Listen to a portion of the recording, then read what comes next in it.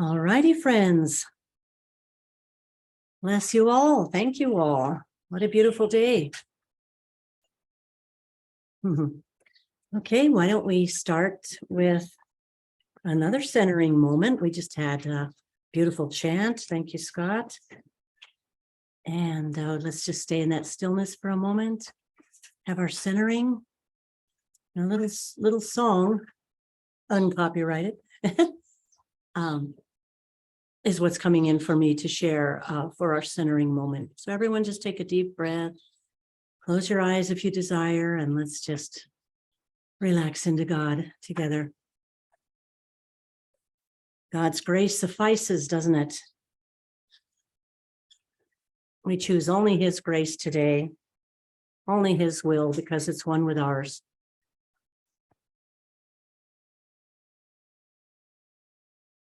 God is with us.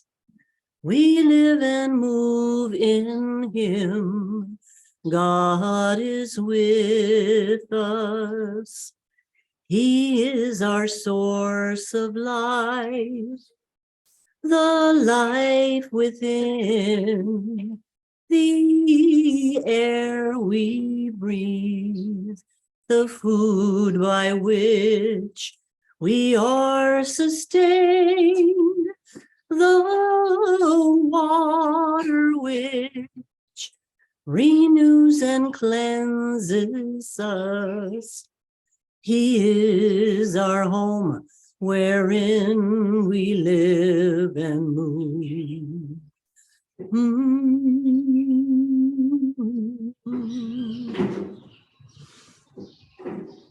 Your grace suffices. We receive that today. Grace. Thank you, thank you, thank you. Do we have our Vicky with us yet? I believe she's coming today. All righty then, we have some new guests here. Welcome. I remember Billy, Alex, Pat. Thank you for being with us. All righty then. So what does it really mean to be religious is what was on my radar today. And what does religious even mean if you really look at it? Devout, right? Believing, godly. So in that sense, we are religious, aren't we? It's not a scary word, is it? Religious or even religion. Yeah. So I respect the step in my life where I was part of organized religion. And I'm sure everyone respects whatever they went through, and they're coming to the place they are now. I'm sure there's plenty that still participate if they're guided. There's some still here that participate in organized religion to serve, to extend. The thing I feel that's probably changed, I'm assuming for many of us, is the dependency on that, right? For our connection to God. There's a difference, isn't there? When we go to be with others and join, and many of us, perhaps at one step, I know it was kind of like that for me, where I felt I needed that even to make perhaps my connection. And I'm just grateful to be free from that I don't need the organized religion. It's something I feel I matured out of. And I have that connection. I can reach that deep divine within me without needing anything from the outside, including a theology from a particular teaching, or perhaps even an organized religion. We have now that deep personal religious experience, not dependent on something outside of us. And it's a living experience, isn't it? It's a living, dynamic, divine experience, that oneness, that knowing. And so now I call it, if anyone asks me, because sometimes we're asked, what church do you go to? When we don't often say we're ministers and we're reverends. If it's appropriate, we say that at the time. I prefer teacher of God. If I need a title at all, we usually don't give ourselves any kind of title as we share with anyone. But particular scenarios seem to need that. And so if I'm asked even by a neighbor, what church or what religion are you? I used to sometimes use non-denominational Christian, and that doesn't fit anymore.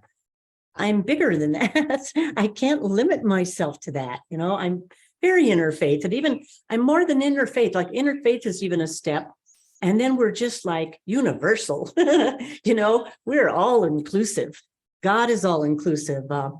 Someone told me once, they went way back to the Sanskrit, even with the idea of be you perfect as your Father in heaven is perfect. And she saw, as she searched way back in the words, be you all inclusive as your Father in heaven is all inclusive. And I really like that connotation to the idea of be you perfect. And also open-mindedness. In the Course in Miracles, it talks about the attributes of a teacher of God. And the very final one is open-mindedness, non-judgment, all-inclusive. It's all you. And so now I use the term, I'm of the religion of personal experience, or I have a personal religious experience. And I know you can all relate. It's very personal, isn't it? And very dynamic, and that's just a knowing you have that connection right within you, like the song that I shared. God is with me, I live and move in him. He's my source of life, the life within, the air I breathe, right? We're that close to God. We have that. It's so exciting that we have that deep of a connection. It's just such a blessing. And it's all used. I appreciate the church here and all they do to bring the people together and all the celebration they do together. And I can join that, and I can go in any church, any temple, any mosque and enjoy the beauty of that. But I'm not dependent on that anymore for my connection to God or anything outside me. And that's just a blessed place to be. We have a living, dynamic religious experience now of love, right? Stems from it's all love. And that's what makes it living and dynamic. So just don't want to miss anything that I want to cover with you. How are we doing on time? Pretty good. So we've heard the theology, haven't we? We've heard theology forever, haven't we? Lifetimes, if there is such a thing, There's a line that's one of my favorite in A Course in Miracles because it's so universal, and I think any religion, any theology would understand it. And it says, a universal theology is impossible, but a universal experience is not only possible, but necessary, right? That's how we're going to go from uniformity to unity, right? As one, and function as one mind and connect. A universal experience. It can be as simple as a class we shared with Elaine yesterday, where we did an exercise where we spent 5 minutes with one another, undistracted, and made that connection. And that was a universal experience we shared. We shared our heart, whatever came in that moment. And anytime we join, choose to join in a holy instant, that's the real thing, isn't it? Soul to soul. And truth happens, truth comes to truth. It's not like truth comes down to us, or we reach up to truth. It's not that. Truth in me recognizes the truth in you. Namaste, right? And we have a universal experience way beyond theology. So that's very awesome. The theology may have helped us in one moment, the reason part of our mind to be able to step into faith, and we're, if you're not already there, we're going from faith to faithfulness. I love the idea of faith. That's a gift of a character and a characteristic of a teacher of God. Faithfulness, certainty, right? We're very blessed. And I'll wrap this up and turn it over to Alden with just a couple ideas. This is from the Urantia book. It's a book I appreciate. And it's nicely said about the religion of personal experience. Or you can say personal religious experience. In the physical universe, we may see the divine beauty. In the intellectual world, we may discern eternal truth. But the goodness of God is found only in the spiritual world of personal religious experience. The goodness of God is found only in the spiritual world of personal religious experience. In its true essence, religion is a faith trust in the goodness of God, and eventually faithfulness, right? Absolute certainty, beyond belief, beyond simple faith. And another little quote, but religion is not merely a passive feeling of absolute dependence or surety of survival, right? It's beyond that. It is a living and dynamic experience of divinity, right? That's true religion in my experience. And I just feel very blessed to join you in that, a personal religious experience, and experience you as the divine. I'm just so grateful for that. See God in you and enjoy God in you. Woohoo! We are blessed. So thank you. Thank you so much. I'll turn it over to my lovely husband with his new haircut. He trusted a local barber. I didn't know if he was going to come back looking like Ravi. But he left him a little hair, or James, yeah. Yeah, I was actually hoping to look a little more like Jeff, but he didn't have that skill. So yeah, thank you, Darla. That was great. And I'd like to expound a little more about something she said with we experienced yesterday with Elaine. And this was from an idea that was brought in by Lee, who I guess did this amazing video the other day of all the interviews with residents here at Namaste Village. And Lee also left, it's interesting, I believe that everyone who comes here leaves a trail of light behind them if they stay for a couple of months or a year, whatever they stay here, but part of them stays behind. And one thing Lee left behind was this idea of listening circles. And Elaine took that back on since Lee left a month ago or so.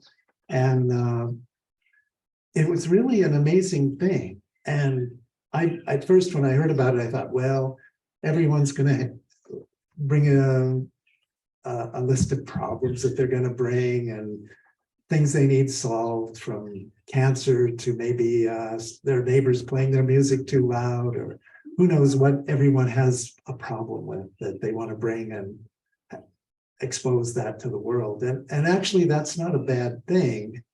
And it's a very time-worn tradition to have confession. And the Catholic Church has been doing it for thousands of years, of letting your private thoughts out. But what if your private thoughts were more than just a litany of problems you've had in the last, or sins that you've committed in the last week? That can be helpful to let go. But also, what if the things within your private world were also the glorious thoughts of God? Imagine that. Imagine if you can come into a group that allows you to expose that part of yourself that's operating within your interior, and not and perhaps listening circle could also involve a problem that you need to release, of course, but also imagine if there's a lot more in there. I mean, one of the rules I sometimes hear with spiritual community is have no private thoughts, and I think that's a true thing, except it's not that you can't have private thoughts, but have none that you would keep. But sometimes we're keeping the most beautiful and wondrous, and like the expression of total gratitude to your brother. Sometimes we're keeping that within ourselves and not allowing it to be exposed. And opportunities for love that get unexpressed. And so a listening circle that Lee left behind and then Elaine kept going, and it can be an amazingly beautiful thing to bring this community in closer communicative contact. Like, imagine some kind of range of communication that we can take, that this initial morning meeting is just a beginning, but then other things happen during the day for a deeper interpersonal connection and communication where we can each individually expand our ability to communicate with the world. And this is my idea of true love. How do you know that love is true? Can it grow? Can it extend? If it just remains, say, within two people, that's not true love. Is it a religious experience? Yes, that idea of growth and extension of love, which is what we're really interested in, is something that has to be dynamically extending and growing. And that's why this is a village of love. It's a new kind of relationship that we can explore through things like the listening circle that Elaine is experimenting with. Fantastic. I came in this is going to be one of those old-fashioned grievance sessions. But I was very pleased to discover it could be much more than that as well. It can include all of my past fears as well as future hopes. Who knows? But it's an opportunity to expand and explore love.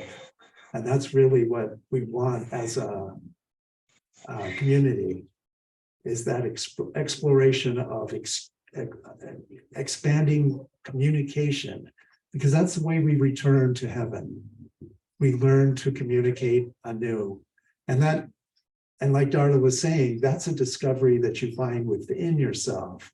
It's not if you're searching for love outside of yourself in a teacher, it's not that a teacher can't be helpful, but if you're looking always outside of yourself for love, you'll never find it.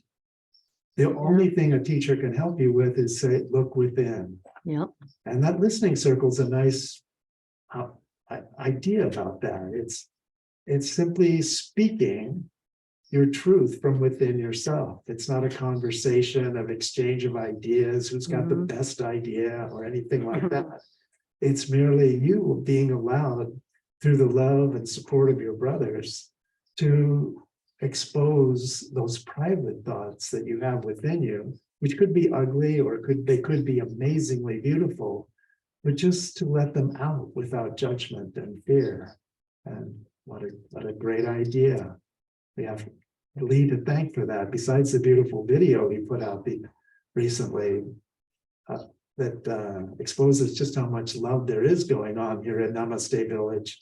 But that listening circle is a continuing opportunity for all of us to find something new within ourselves with the support of each of us here.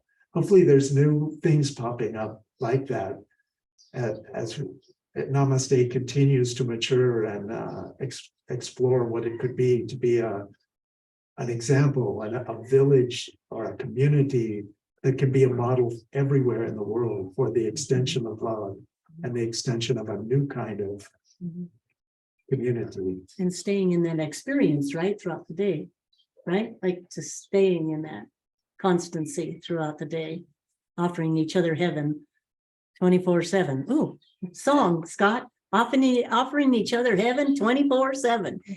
Scott and I will write one.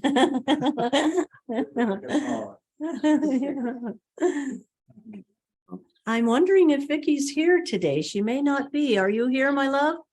Oh, yes, Miss Darla. Well, there she is. Okay. Do you have anything to? No, why don't we just segue right into anything Vicky might have to say on the idea of relationship and love And personal religious that- experience. that interpersonal reality that we wish to discover in each of us. Love you, Vicky. Thank you.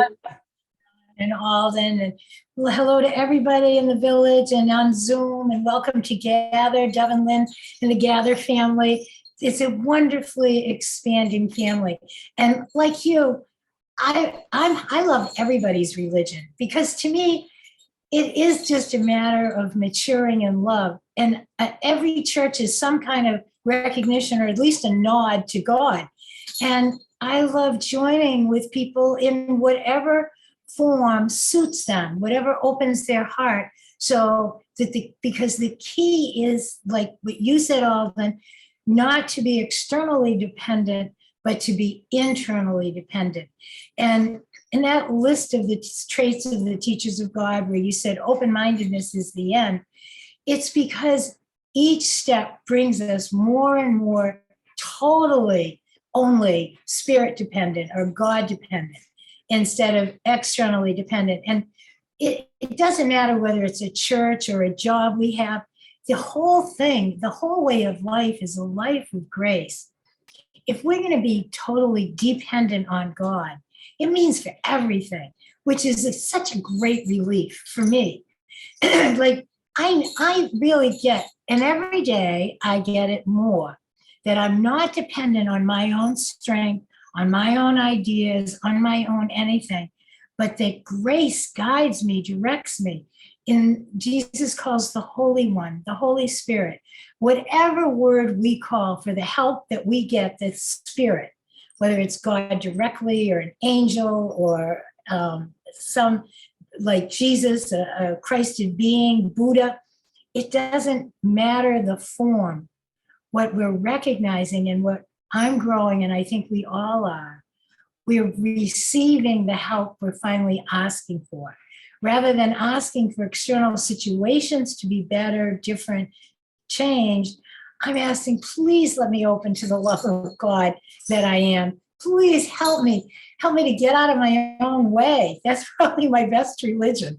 Help me get out of the way because only my thinking is in the way. There are no obstacles outside. And even if they appear to be obstacles, if I go inside for a redefinition, that's what the Holy Spirit does. He reframes everything. Every situation that looked like an attack, oh, this is a call for love, or this is love extending. And it's spontaneous and it's consistent as we're consistent. As I turn in every day, whether it's what to make for Christmas presents or where to go or do, I look within for my calendar of these days. I don't try to make it or figure it out or keep to an external expectation from myself or from others. In Arabic, when I'm Lebanese and grew up in that tradition, and no matter what you did, you'd say, I'll see you later, Ishkallah, if God wills it. It's built into the culture, not just the Christian, the Muslim, the Jewish culture. It's built in that, oh, yeah, God willing, this will happen. But I want to tell you, and I hope I'm not repeating myself because I said it on the conference call, the two great examples of love expressing spontaneously that a friend of mine told me, Katya, she's a dear friend. She was at Tasty Burger the other night and she went to get a burger and the kid behind the counter is so happy. And she said to him, whatever makes you so happy? Here you are working, at Tasty Burger, which is a great burger place. And he said, oh, I decided to be. And she said, oh. And she said, now this is someone that's read every book and gone to everything and done every kind of ceremony you can think of. And she said, this little kid behind the counter in his Christmas sweatshirt on said, I decided to be. Isn't that all it is? I decided to be. Okay, that's one great example. I'm going to go to the Tasty Burger and meet this kid. But because that's a kid that's alive with willingness and openness, that no matter what comes his way, I decided to be happy about it. That's welcome and acceptance. Welcome whatever it seems to appear as, accept it, let it be, and decide to be happy about it because God's version of whatever we're going through isn't what we see with the eyes.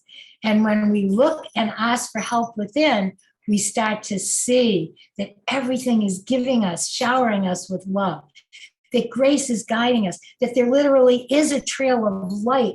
I see it as light and flowers behind us. Wherever we go, we leave this trail of luminescent love and light and flowers. So this is the second experience. So Katya, my same friend, she's very alert to all this stuff. She's in the supermarket, Stop and Shop here.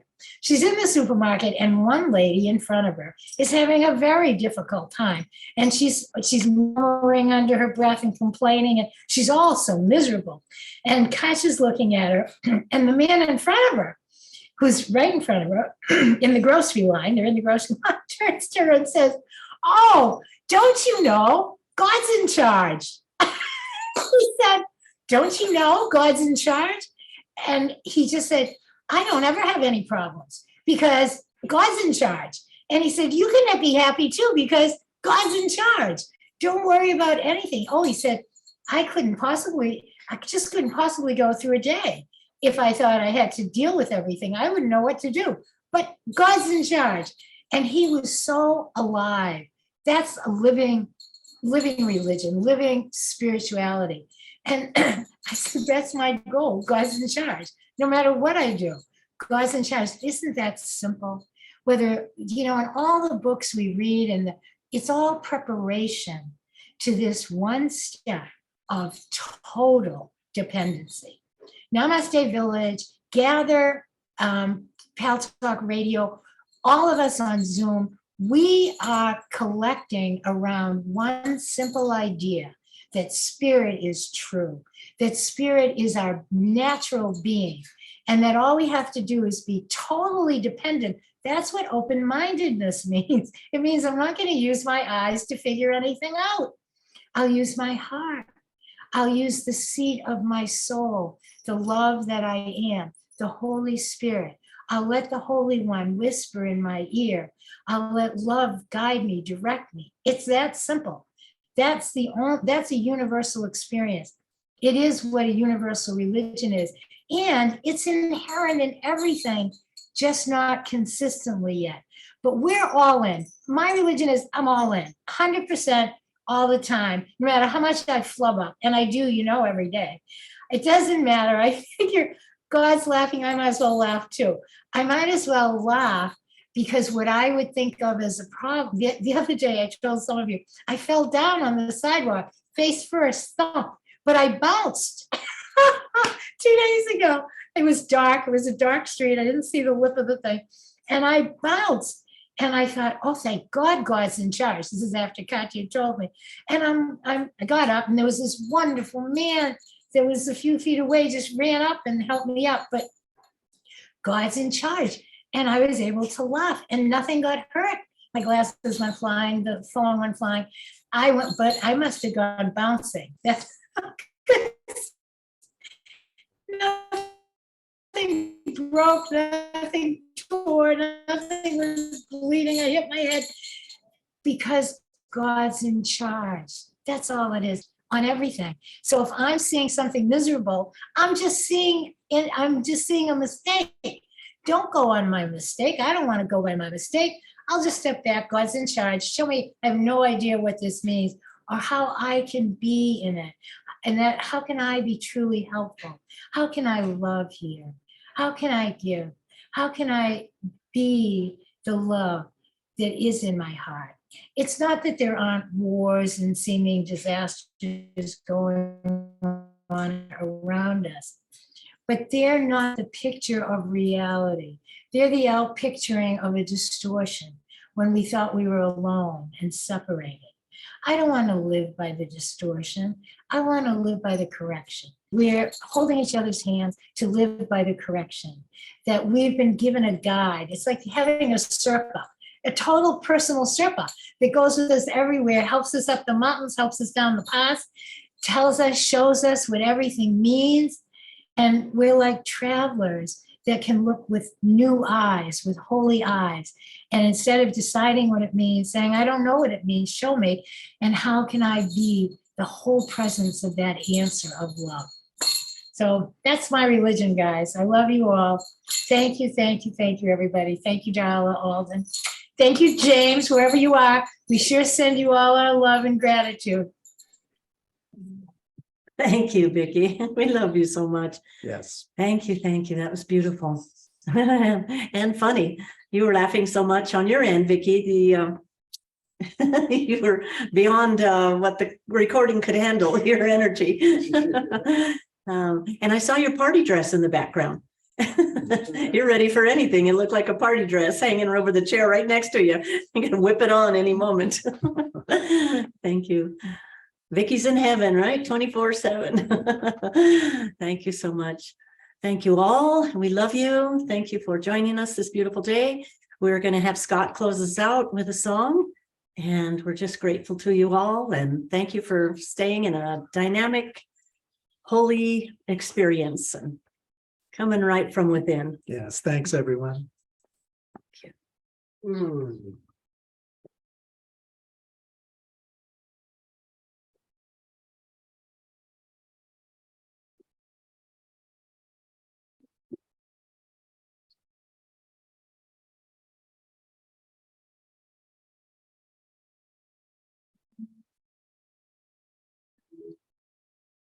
God is in charge, and it's not his will to feel crappy. God is in charge. Just decide right now to be happy. Make a snap decision, make it snappy, 'cause God is in charge. That's not what I wanted to sing. I thought a nice tying it all together today about religion and spirituality is a song by Michael Stillwater from many, many years ago called One Light. There are many holy places, ways for us to pray. Many are the paths for you and me, but behind the many faces, behind the many ways, behind the many colors that we see, there is one light shining forever. There is one light of which we're all made of. There is one light healing us together. There is one light, the light of eternal love. Those of us who see it know the truth that we are one. Time can never change eternity. And living at the heart of all the teachers who have come, reminding us why there are many ways in which we see there is one light shining forever, shining forever. There is one light of which we're all made of. There is one light healing us together, healing us together. There is one light, the light of eternal love. Chorus. There is one light shining, shining forever. There is one light of which we're all made of. There is one light healing us together. There is one light, the light of eternal love. There is one light, the light of eternal love.